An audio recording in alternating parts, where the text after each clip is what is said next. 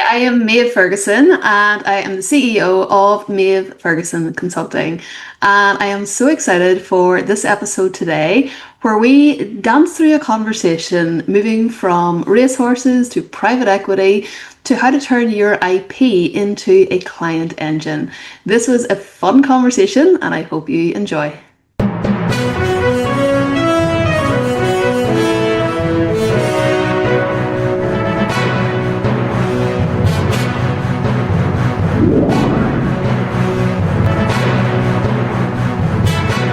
Now, welcome to yet another exciting episode of the Online Prosperity Show, the number one place where coaches, consultants, and entrepreneurs come to discover proven strategies, inspiring stories, and the real behind-the-scenes lessons that help to create a business that's profitable and enjoyable. Now, I'm your host, Taruvinga, and today we're going to be diving into a story that perfectly blends great strategy and humanity. Now, our guest today is the incredible Maeve Ferguson. Now, Maeve, welcome to the show. Thank you so much for having me. I am so excited for this conversation, and if the pre-chat is anything to go by, I think it is going to be a pretty funny episode. Oh, yeah. Well, I'm actually shaking in my boots, having heard what you've done, where you've been, and everything else. I literally was about to cancel the show, and I was like, "This is gonna take a while." Thank you so much. For those that are tuning in right now, Maeve is a business strategist and the creator of the Client Engine, and it's a proven system that helps authors, consultants, and experts turn their intellectual property into diagnostic funnels that actually attract and convert high-ticket clients. Now, she runs a multi-six-figure consultancy from a horse farm in Northern Ireland. And yes, you heard that right. It's from a horse farm. So sometimes she might actually be talking to her clients on horseback. We'll hear about that in the episode. And while she's also been raising two kids and serving some of the biggest thought leaders on the planet. And what actually makes Maeve's story extraordinary is not just her success, but it's the actual comeback. All right. After she spent 4 years bedridden with a virus that almost took everything from her, she's actually rebuilt her life from scratch. And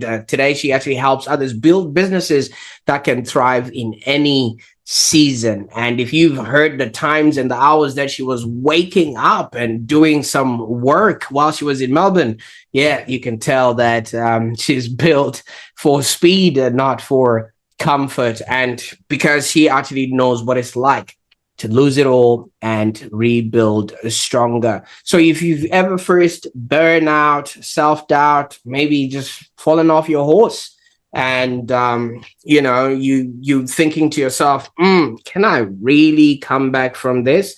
I think this episode will have a thing or two for you. But before we jump in, don't forget to subscribe to the Online Prosperity Show on YouTube and maybe Spotify or wherever it is that you're tuning in from, because every week we're going to be bringing you stories and strategies that really remind you that prosperity is a possible entity. It's not a pipe dream, no matter where you're going to be starting from. Now, Maeve, I could go on and on around in circles and maybe start panting or running out of breath here. You've actually built an incredible life and obviously a business from a horse farm in Northern Ireland. Let's just start there. Do horses ever get jealous of your clients?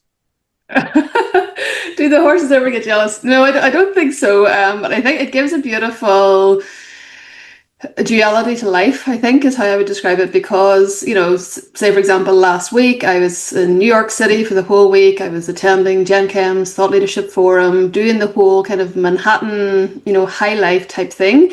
And then, just 24 hours later, I'm here with my 5-year-old and my 3-year-old mucking out horses. And I love how it keeps everything so real. And I love how it keeps everybody so grounded. And most of all, I love the life that my kids are getting to grow up in, being surrounded by horses, cattle, cat, dog, catching mice, all the works. Oh, absolutely. I can only imagine what it looks like there. Do the kids have a pony each, or how does it work? Yeah, so they have a little pony. They're only 5 and 3, so they're still little. So they are learning to ride, i.e., walking. They're not like they're not riding properly yet, but yeah, we're they're getting there. They have a little pony to practice on. Absolutely. So why horses? What's the story behind that? Yeah, so horses, I feel like it's something that's either in your blood or it's not, and especially so I'm in horse racing specifically. That's the kind of the main domain that we are in, and it feels like something that it's so in your blood that it is the only obvious thing that you would want to be in and do. Whereas other people that aren't into, like my best friend, like is scared of horses, and she genuinely like doesn't understand and can't see the attraction. It's like, why would you want to get up in the rain and go out and feed 60 horses in the morning? Why would you want to have a 365 days a year thing that they have to be looked after? It's Christmas Day, it doesn't matter, and it's basically in your blood. And I started riding when I was a kid, and I had this big dream, and horses were always part of it. And I actually went on and did my undergraduate degree, so my Bachelor of Science degree. I actually did it in equine science. Kind of that's how far down the horse rabbit hole I was willing to go. And I ended up, as we talked about in the pre-show, then I won a scholarship in like my basically what's called a gap year here. And I headed off to New Zealand and Australia and Singapore, traveling around the world and riding racehorses, and had an absolute ball. Oh, absolutely. And I mean, that must have been a lot of fun. But, you did say horses are something that are either in you or not. And you've also explained that you're exposing your kids to horses. Is it in their blood, or they don't have a choice? I think it's like I hope so, but I don't think I'll ever be the type of parent to force them into something. I think my little boy particularly seems to have more of an interest in cattle. I do not have any interest in cattle apart from good steak, but he is obsessed with the cattle. So like we're just allowing him to, if that's the road he wants to go down, and he enjoys that more than the horses, that's fine. Their granddad, my father-in-law, used to be a racehorse trainer. He's a bloodstock agent. My husband works in the industry as well, but we're not going to force them into loving horses if they don't. But their entire life is surrounded by it, and all of the things that go with young thoroughbreds. Oh, yeah, absolutely. But you see, everything about you just stems horses. I mean, even your undergrad and you graduate and everything else, you travel the world just so you could see more horses, as if the horses in Ireland were not enough, like. Yep. And then I married a man, and I live in a horse farm. Oh, great. You'd never get bored from the neighing. They're always neighing, putting carrots. No, it's quite sweet. You wake up in the morning and it's like Ireland, so it's wet here at the minute. It's mostly wet all the time, but it's you get up in the morning and it's like dark and wet, and then they're so happy to see you coming out, and they're nickering and saying hello and all of those things. But it's also not glamorous. So people are like, "Oh, how fancy! You live in a horse farm," and I'm like, "Yeah, it's like 2 foot of mud and wellies and knee-length, big warm coats to keep you warm." So it's not all glamour, but it's a lot of fun. Absolutely. But horses cost a lot of money, and obviously the upkeep of them, and just them being a horse, they need to be driven around in fancy cars, I've noticed, and all that stuff. Now, how have you been managing for that? Yeah, so the transport bit is easy because my husband does horse transport, so that's pretty easy. So he has the trucks and the wagons and all of the things, and then so a lot of it comes down to business. Now we also run the horse farm as a business, so that's what my husband's business is. So for a lot of racehorse owners, we keep their foals and their yearlings, 2-year-olds, etc., and kind of look after them in those early chapters of life for them. So that's my husband's actual business. And then, in terms of ourselves, it all comes back to the way I always look at these things is what life do we want to live, and then how do we make that happen? And how we have chosen to make that happen is I left my big high-flying corporate career in the private equity industry, set up my own business, and through courage and grit, rolling up my sleeves and figuring it out, we were able to live this life. So you did mention, you had a corporate career in private equity. What was that all about? Yeah, so it was so much fun. So basically, after I finished my my undergraduate degree, I was an amateur steeplechase jockey, and so like jumping over steeplechase fences for fun on the weekends, in races, and I ended up getting really, really badly smashed up. So at this stage, I was kind of about halfway through my master's degree in management, and I got really badly smashed up in a steeplechase race, lost my jockey license, and paralyzed one of my eyes, and just was like an absolute wreck basically for 9 months. Had a lot of kind of neurological problems and a lot of pain issues and stuff with my neck. And then whenever I recovered from that, I went back, finished my master's, and then I headed off to Ernst & Young, so one of the big four global consultancy firms, and I did several years over in London, working in financial services, doing the whole early years of big four corporate, where you're climbing the ladder, you're putting in the hours, you're doing the work and all of those things. And then I got a beautiful opportunity to move back to Northern Ireland for a brand new company in the private equity space that had opened an office there.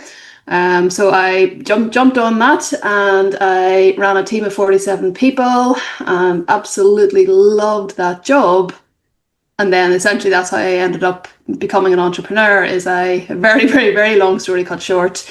After a few years there, I caught a virus, and then I spent about 4 years going between bed and the sofa, just really, really, really sick with this virus, and it just completely took me out. And it was a really tough chapter, because I was the type of person, I was running and winning long distance races. I trained 6 days a week. The virus hit me one morning when I was doing my lap training in the pool before work. I was that type of person, very type A, very, very driven. And yeah, just ripped the carpet from under me. Now, you did put in a lot of things in that. So let's just start back to the time where did you say you fell off a horse and you get... Yeah. Okay, right. Yeah. That obviously would have taken you out, and you would have sworn yourself off horses from that. No way. No. I was badly wrecked, so I had, anyway, I won't get into the drama of all of the physical issues that I had with that fall. I did lose my jockey license, and that was like the saddest thing I probably have ever experienced in my life, because I knew I would never be allowed to race again. But pardon me, it didn't stop me wanting to ride. No. Absolutely. And while you were, in corporate, did you ever miss riding, or how did you? So I used to fly home. So I was with my partner, my now husband. We were still together when I was in London. So I used to fly home every weekend to see him ride the horses, go to the races, and then fly back to London. So again, I was living this like double life, where I had like corporate version of me of Monday through Friday, fly home on Friday nights, back into the wellies, and then back to London on a Monday morning. And we did that for a few years. No, you then had that time when you had 4 years of being bedridden. Like you said, it was between the couch and just your bed. For somebody who was so driven, you've been a high flyer, you've been all these places, and now you can't physically do anything. What was going on in your mind when you realized that this was going to change? Yeah, it was a tough chapter, because I think the early year, the first year of it, I was so sick that all you were trying to do was just kind of get through the day. And then it also at that stage was very much like, it never entered my head that I wouldn't get better, because it was just basically a flu. Just like what felt like I just caught the flu and it didn't go away. So it never had entered my head in like that first year or so that this mightn't go away. And as we started then to move into, I think it was the second year, so 2016 was like the worst year. So that's when I had to get the wheelchair to get around the house. And it was just, I couldn't lift the weight of a cup of tea. Like, you know, it was literally somebody was having to lift it to put it into my mouth. And again, for somebody who was a jockey and running marathons, to not being able to do that, it was mind bending. That was probably, it was the hardest year physically, but it was probably the easiest year mentally because I was so sick. Like, I remember my day getting down to just make it through to 11 o'clock, just make it through to lunchtime, just make it through to your, I had to take a bath every day at 3 o'clock to ease the pain. So it's like, just get through to your bath. And then once I had my bath, it was like dinner and bed. And then, but I was just sleeping around the clock. So that year, and then the next year, it was kind of on the cusp of that third year. It was like, this can't be it. Like, this is not going to be my life. This cannot possibly. And then the more, I'm a very tenacious person, and the more I fought and the harder I tried, or you get like a little window of a day where you didn't feel too bad, so you would try and go for a cup of coffee or something like that. And that exertion of going for a cup of coffee, then you would be flat on your back for a couple of weeks afterwards because it was too much for your body to handle. So I was in this dance basically of pushing too hard, crashing, pushing too hard, crashing. And what ended up happening is like the only way I got better then was when I got this, like, kind of accepted and got the wheelchair and allowed it to, you know, even getting from my bed to the sofa and back again and out to the bathroom through the day, using the wheelchair for that saved energy. And then I was able to, in my mind, put that energy towards recovery and getting better. And I do believe a lot of it was just passage of time. And I mean, I bought all of the programs, all of the, you know, these, like, you know, magic yourself better stuff. You know, I've been doing all sorts of rabbit holes. I went a whole clean diet. I went chemical free. Like, I mean, we tried absolutely everything. And I genuinely believe it was just passage of time. Passage of time. And eventually my body got better. And that was it.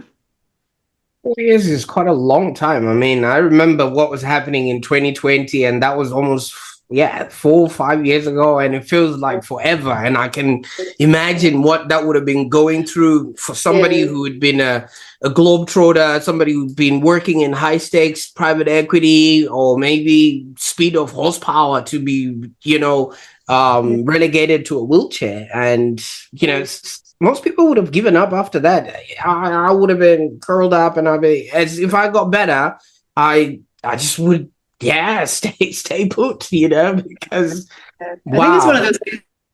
It's also like, this is not the life I am going to live. And, I was so blessed. My partner, now my husband, he just, he stood by me every single step of the way. I think the hardest bit for me was I was in my early 30s at this stage. And I thought by that stage I'd be getting married and having babies, and like, I really wanted to be a mum. And I think that was the hardest piece, was that, if you can't lift a cup of tea, how do you have I have a 3-year-old now, like, you can't do that if you're not well. Like, physically, it takes so much out of you.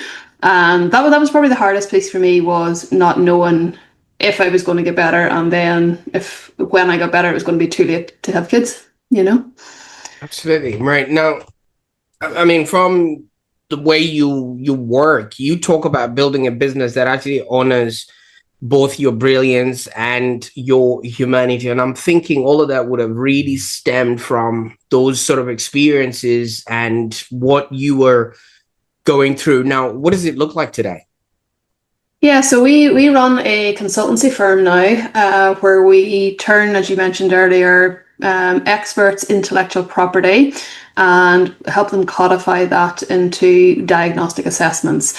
And the reason, essentially, so that's a very fancy way of saying that we allow them to allow their body of work to live beyond the book, beyond their keynote speech. Because what happens, most experts, is that they have this incredible IP, but it's either inside of their brain, or it ends at the book, or it ends on the stage. They don't actually have a way to turn it into a lead generating system, lead generating infrastructure that not only gives them the data and the insights into their market, but also hands to them on a plate really, really high quality leads. Absolutely. And maybe we can go into that a little bit. So do the people need to come to you before they've written a book, during, or after they've written a book so that it actually syncs? Yeah. So the book piece is just one set of people. So we don't have to have a book at all. So that's what's one thing.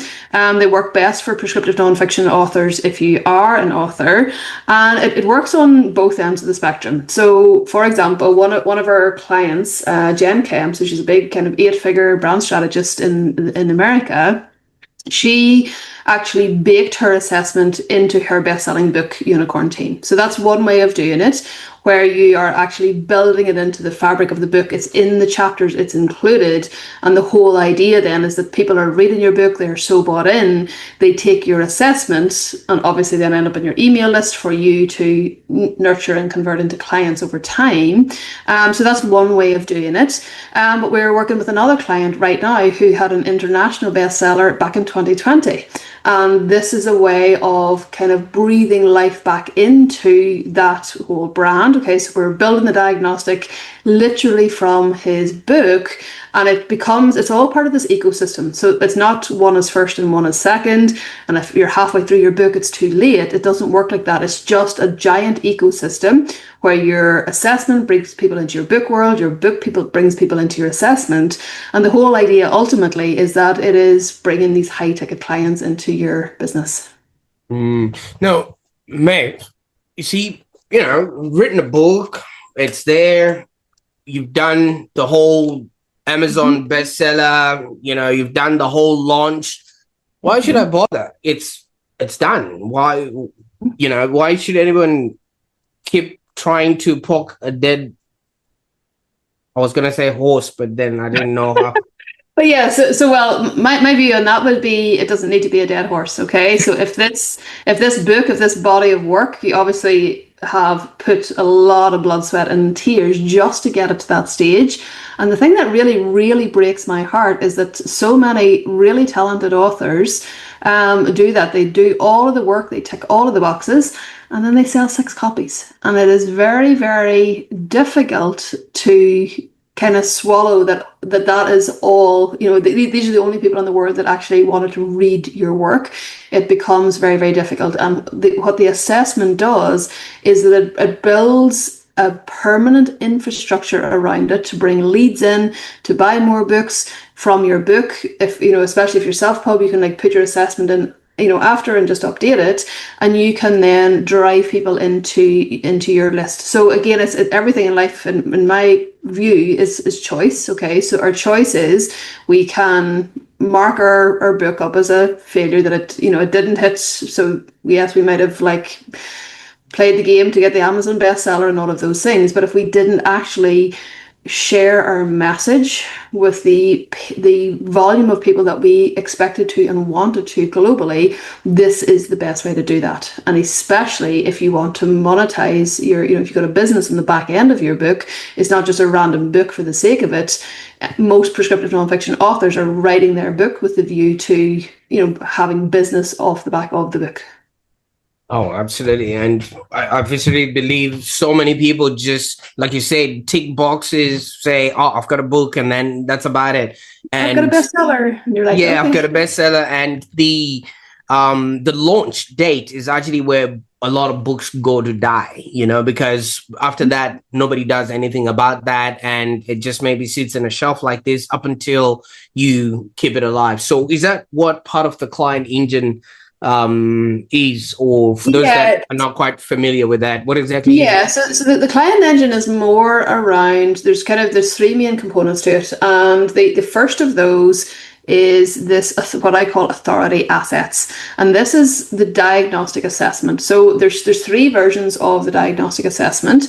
There is, on one end of the spectrum, what we all know as the quiz funnel. Okay, so 78 questions, super quick, fun, easy quiz, lead generator.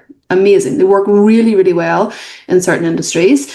At the very, very far end of the spectrum, we have what I would call a true diagnostic.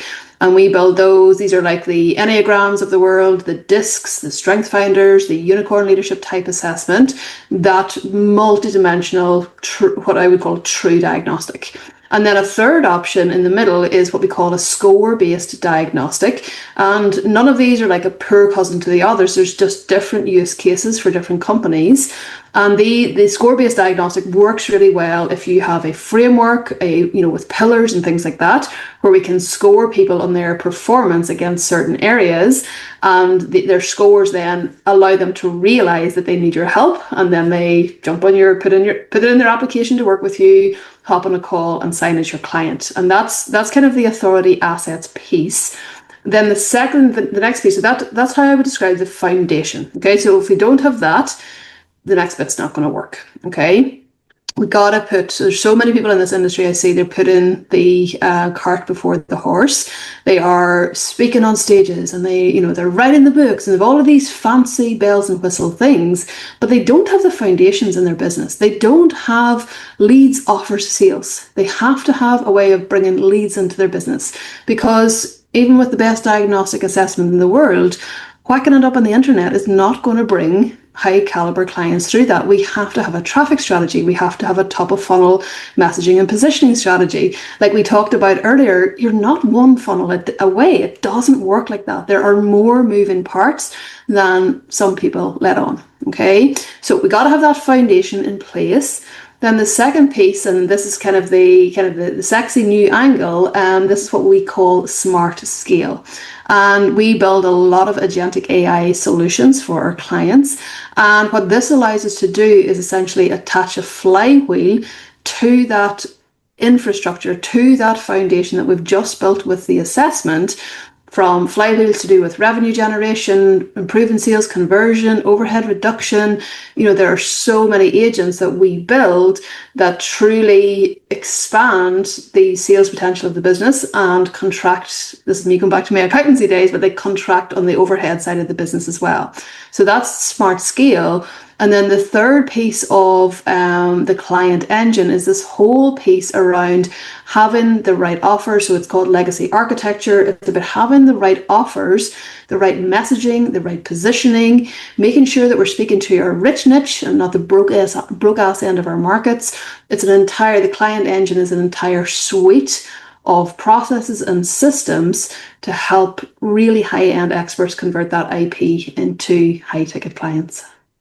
Oh, I like that, because so many, like we've already established, so many people think there's just maybe one more speaking engagement and they'll obviously buy 1,000 copies or whatever it is that's happening at the event.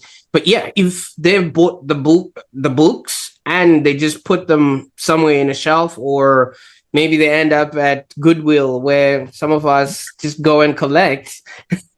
You haven't really created, that book hasn't really sort of worked for you. Now, a lot of experts that will be listening to this today are probably stuck between, I hope it works, or and let's make it work type, worlds in there.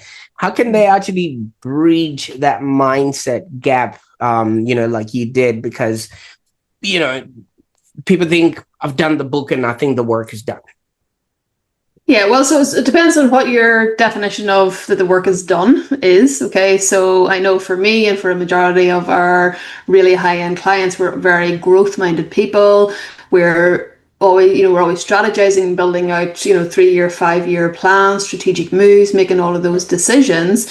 So if you're the type of person that wrote your book and you don't want it to go any further, that's absolutely perfectly fine. Everything in life is choice. But for those who are on that cusp of, they know they have an amazing body of work, they know that they are truly talented at what they do. These are not people who woke up at 74 and decided they wanted to be a life coach and Googled how to do it on the internet. These are people with true expertise, a true body of work, and they know that they're meant for more. It's not I wonder if I am. They know inherently that they are meant for more, and this is the vehicle that allows them to have that, instead of, banging their head off a brick wall, wondering why they're the world's best kept secret.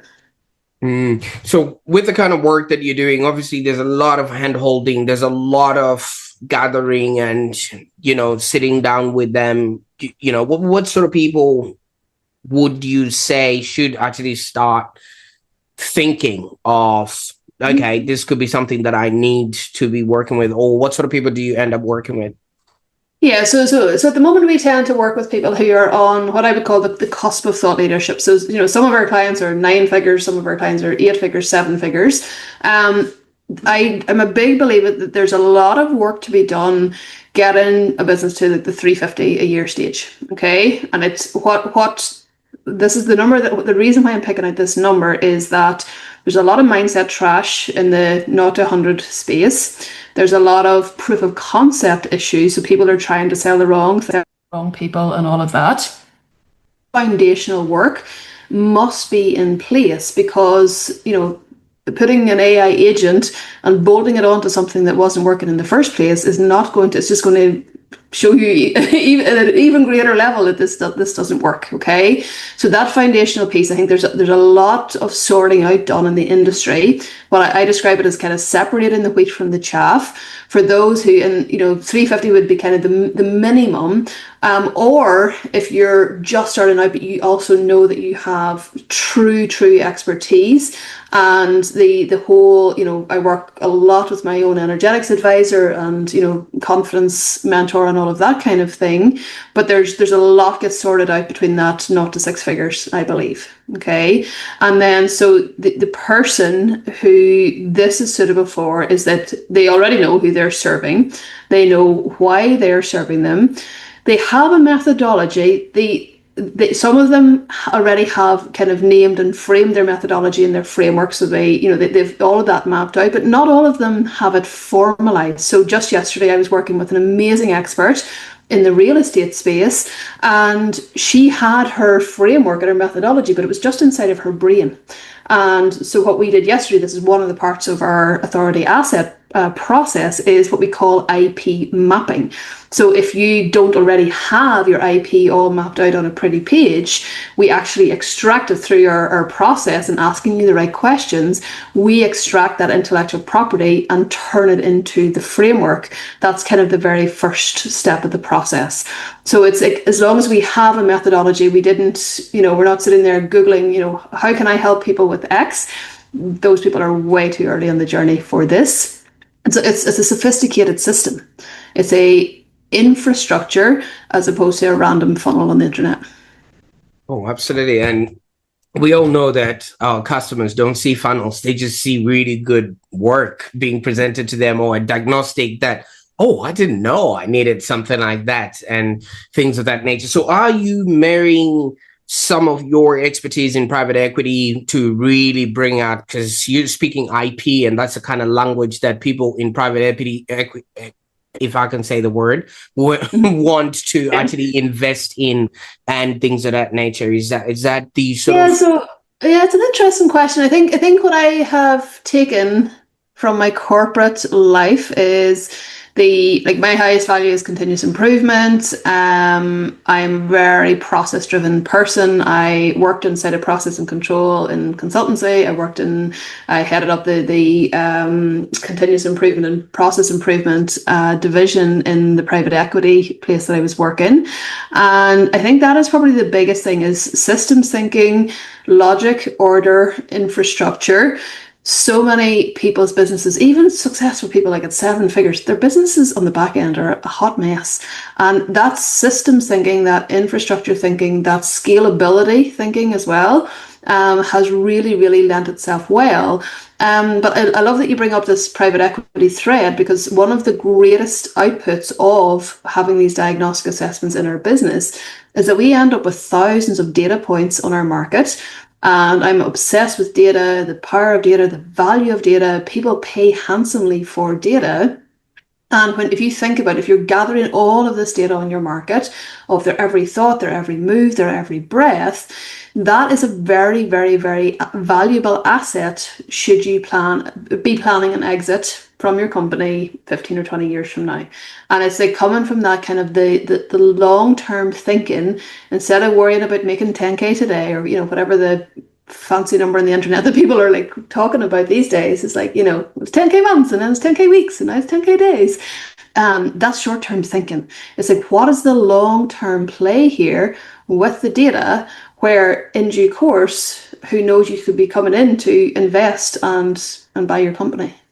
I think I quite like this because a lot of thought leaders get stuck in the doing, but you're literally giving people back to themselves here, because once they have, given this IP out, some of them can literally license that, and whatever talk of $10,000 a month is now like, come on, what are we talking about exactly. here? So we're talking, if you look at Disc as the perfect example, where we have licensing, like that moves it from a multi-million-dollar business, into tens of millions of dollars with licensing fees and the infrastructure. So that is definitely one use case, it's definitely one model. We also have white labeling opportunities where you have, personal development IP, and then others are able to white label it. There are many ways to monetize that assessment once you have that baseline, that foundation inside of your business. This is some life-changing stuff that you do for people. Is there maybe a client story? I mean, obviously without mentioning names, and maybe things that would direct people to their home asking for money. But that really makes you sit back and think, this is why I do what I do. I think probably the best use case example here would be Jen Kim. So 8-figure brand strategist. She was writing her book. She's a true thought leader. She is the most strategic human being I know. Very, very, very smart lady. And I don't mean in internet street terms, I mean smart. Okay. And she was writing her book, and her play with her assessment was so strategic that she actually used it as the vehicle to become a bestseller. Okay. And I don't mean, these fake bestseller campaigns that people run. Like, I mean a true bestseller. And she sold $25,000 copies of her book on the week that it got published. And she actually used her assessment as a pre-launch strategy, where it was a paid diagnostic. So it was $197 to take the assessment. Okay. Sometimes they can be free. But she did hers as it was paid $197, but you got it free right up until pub date. And the whole play there and the move there was that she was able to then, whenever you bought the book, you got the assessment for free. So she was able to drive book sales pre-pub date, because the value associated with getting this really, really cool diagnostic. And instead of having to pay your $197, you buy the book and you get the diagnostic for free up until pub date.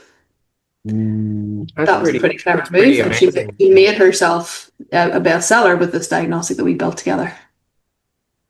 Absolutely. It's not about shouting any louder. Hey, look at me. Hey, this is who I am. It's just about building the right infrastructure so your ideas can actually really be funneled to the right kind of people with the right kind of pain at the right sort of time. And speaking of funnels, just while we're still on that overused word, some people might think, oh, it's a little bit too technical. What's the biggest sort of misconception about funnels that you wish people would understand? And somebody might come to you and say, oh, we've done that, or we already have those, just because somebody told them. Oh, if I had $1 for every time somebody's like, oh, I tried a quiz, it didn't work for me, and it's a type form, and I'm like, that's not a quiz, it's a type form. Come on, people. Yes, I would. I don't know what I would be doing if I had $1 for every time somebody said that. But it's the same thing as anything. Like, can anybody whack up a quiz funnel? Of course they can. Doesn't mean it's any good. Okay. And it's a little bit like me. Can I cook dinner? Yes, I can. But am I a Michelin chef? No, I am not. And it's so there are skill sets involved in doing this well and doing this right. And this is why we only have done for you services. I used to have the whole 10K group coaching program and all of the digital courses, the $47 courses and the $997 courses and the 2K courses and the 10K programs. I spent years having that inside my business, and we moved completely into done for you services, where we actually build everything for the client. We write all of the copy, we build all the infrastructure, we set up all the systems, we do all of the hookup with your existing CRM and all of those things. And the reason being is that we truly believe that we want the expert to focus on their body of work, not trying to figure out how to tag stuff in GHL. Yeah. So allowing them to truly be, and this is like, again, I see the difference between, the eagles and these thought leaders in the space who know, let somebody else handle that, that's their zone of expertise, versus the people who are holding on to their credit card and they think that they're going to figure it out themselves. And then 2.5 years down the line, they realized, it's sitting on their desktop and just went to die. In this world, in this internet space, you can't climb the ladder of success with your hands full. You know what I mean? Like right now, we're in 2 different time zones, and I bet your engines are running. My engines are also, cranking up, a whole lot of things happening. But some people, you reach out to them and they're like, oh, why don't we have a call to fix calendars? And I'm like, oh, is that even good? They're working on the wrong hard things. Absolutely. Obviously, I know you want to go off and ride your horses and, kiss your kids and things of that nature. For those that are looking to connect with you, where can they go on the internet and find you, Maeve? Yeah, so probably the best place is LinkedIn. So just search for Maeve Ferguson on LinkedIn. If you want to go through an example of a score-based diagnostic, you can go to impactscoreassessment.com. And I'm sure we'll hook that up in the show notes and all of that good stuff. Absolutely. Yeah, no, definitely. All those links will be in the show notes below so that people can actually, find their way to your properties. Now, you've gone through what we call seasons in life. There was the, I'm in Melbourne. I have lived 10 lives. Yeah, I'm in Melbourne. You just gotta look outside, and then by the time you look back again, and it's a whole nother season going on and things of that nature. But you've been obviously the time when you had that fall, and then you also then became the high flyer in the corporate world, and then you had your 4 year time that you were going through stuff, and now you've got kids. I bet that's a whole nother season in and of itself. If you could maybe go back and look at the time where, like you said, you couldn't even lift a cup of tea, did you ever think your life would be where you're at to like now? I'm not talking about being on the Online Prosperity Show, but that's something. But I'm just talking about where you are now. I think, for me, I even when I was a little kid, I always knew it was a little bit different. It was popular, I had friends, I ticked all the boxes, but I always felt different to other people, and I always knew there was something special there. I think my mistake in my teens and in my 20s was that I was waiting for an idea. So I thought there was like, once I have an idea, then I'll go and start my business. The idea actually comes when you're in it. So like what I do now is not when I first left corporate, I retrained as an executive coach because it seemed like a logical move based on where I was.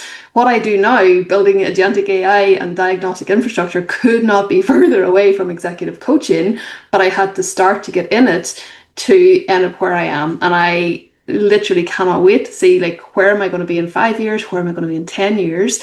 And I think it's having that inner knowing, it's having that vision, even if you don't actually know what it's going to be, but trusting yourself.